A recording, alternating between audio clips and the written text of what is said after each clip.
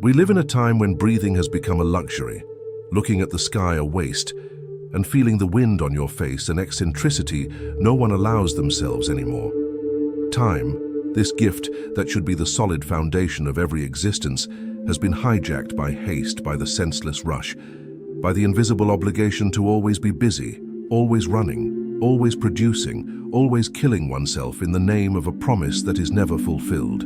Henry David Thoreau, if he were still among us, probably wouldn't just shout against conformity or the oppressive state. He would say loud and clear, "Stop or die," because that's what's at stake. This isn't a metaphor, but a literal sentence.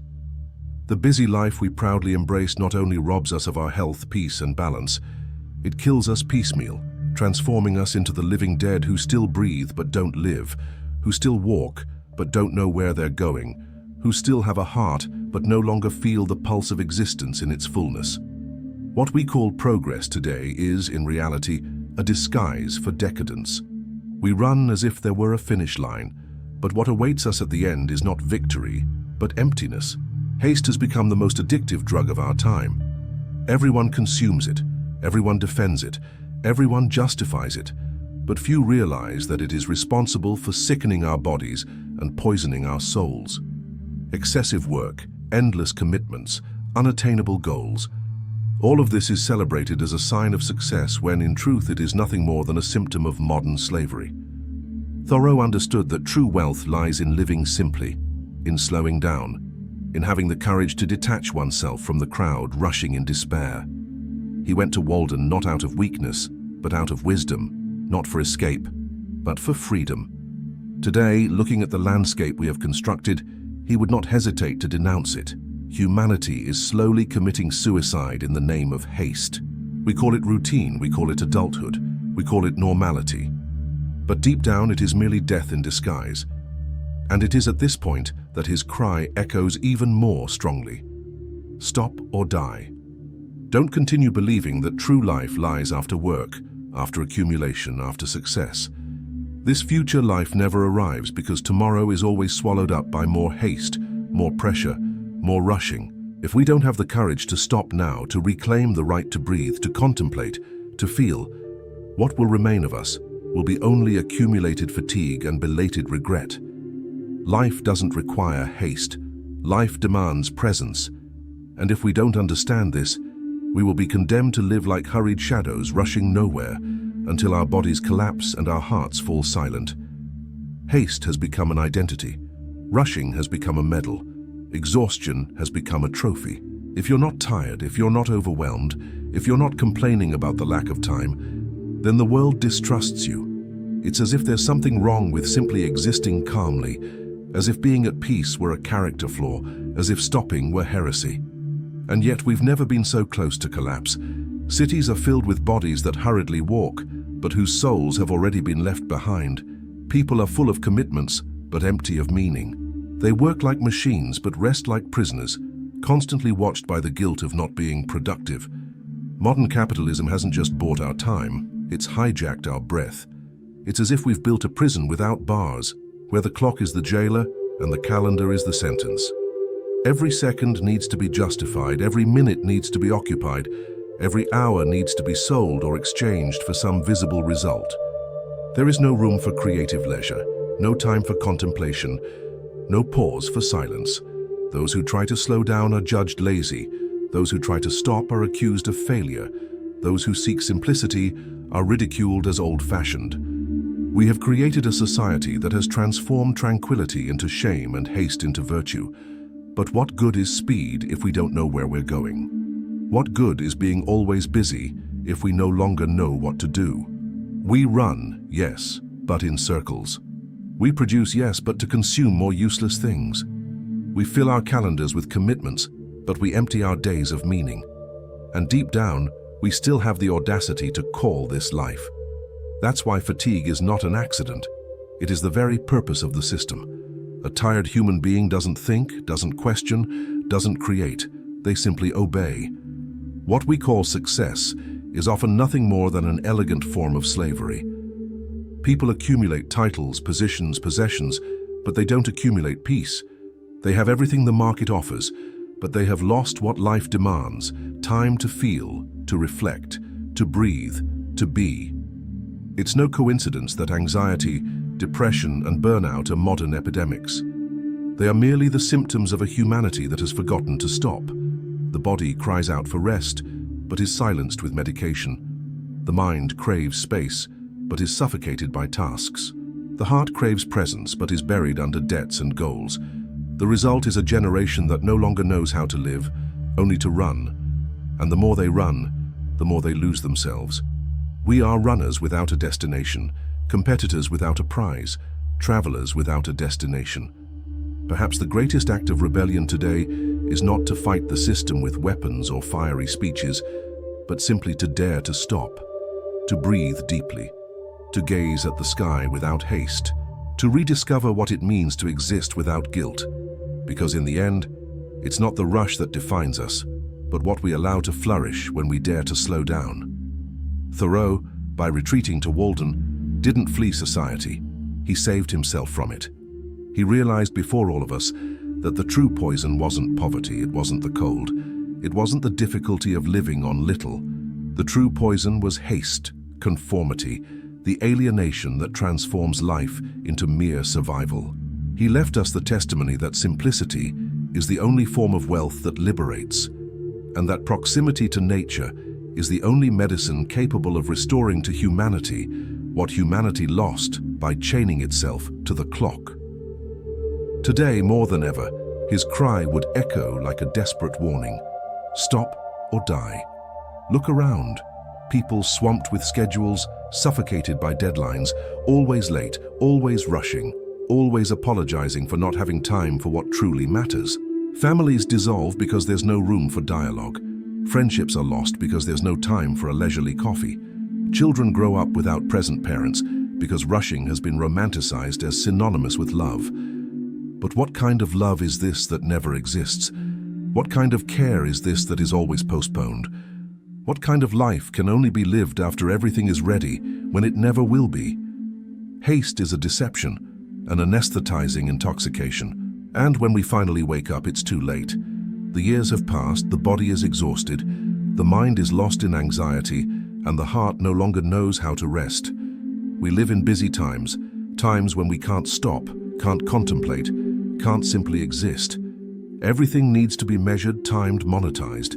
Even leisure has become an agenda, even rest has become a project, even nature has become a backdrop for photos and no longer a haven for the soul. Exhaustion is no longer an accident. It is the common fate of all who follow the rules of a society that glorifies haste and demonizes calm. We are running, but no one knows where. We are accelerating, but there is no destination. We are producing, but there is no meaning.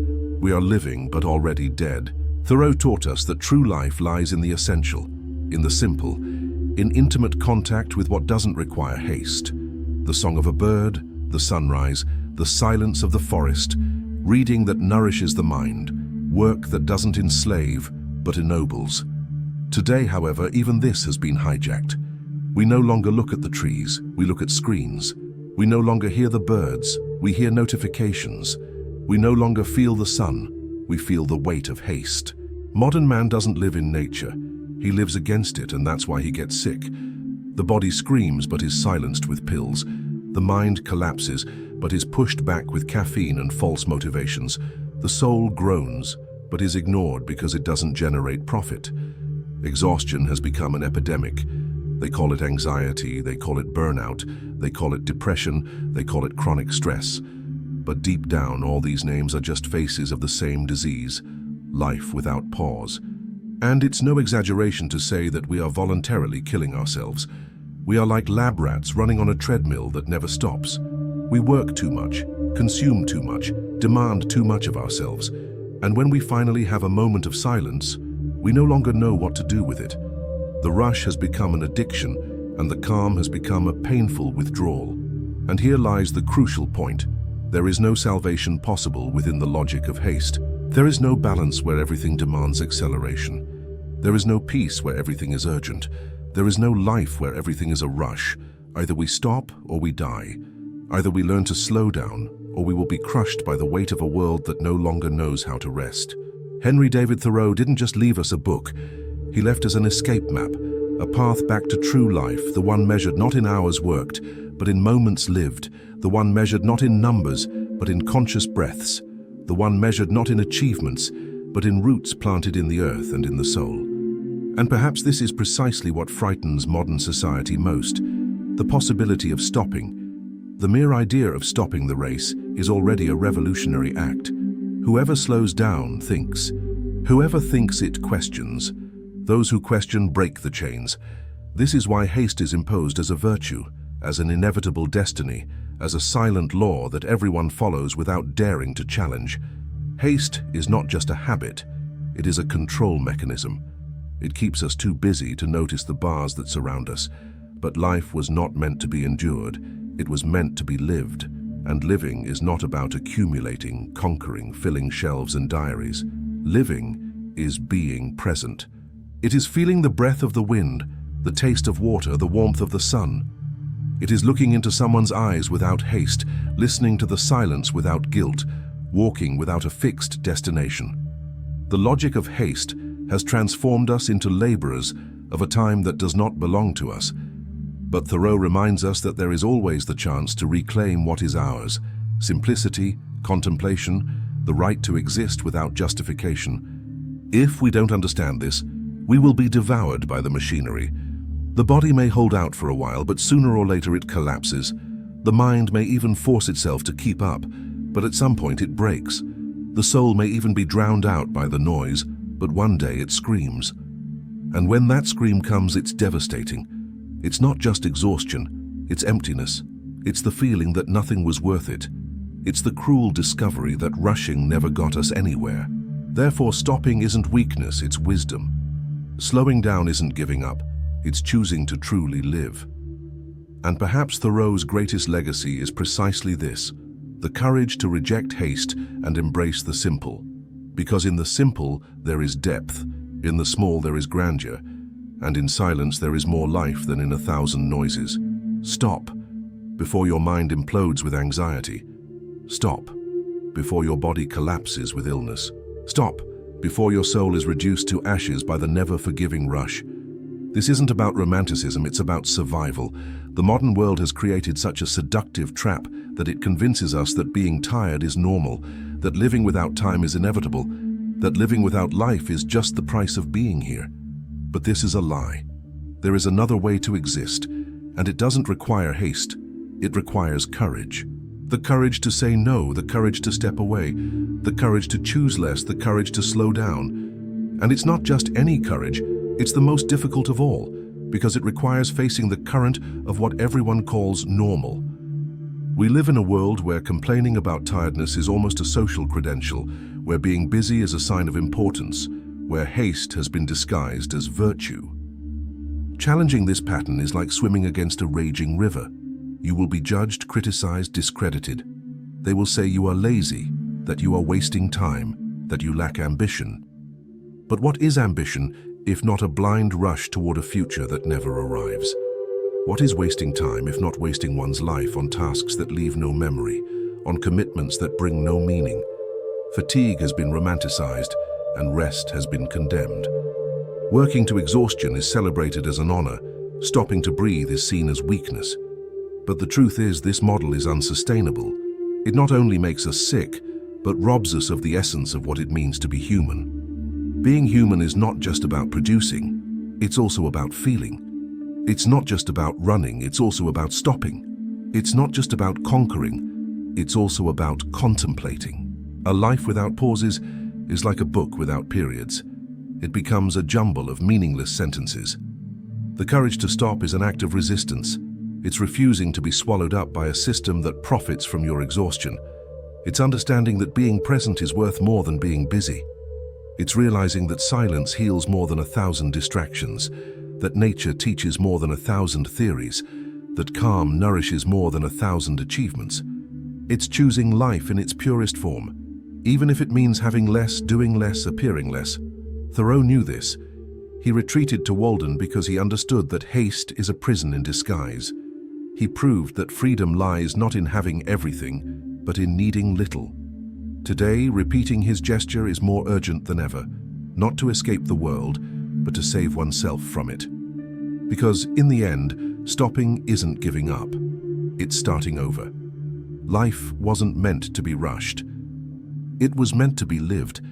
And if you don't stop, the world will stop you, through illness, exhaustion, emptiness, and death in life. Thoreau's cry echoes, urgent, timely, and unavoidable. Stop or die.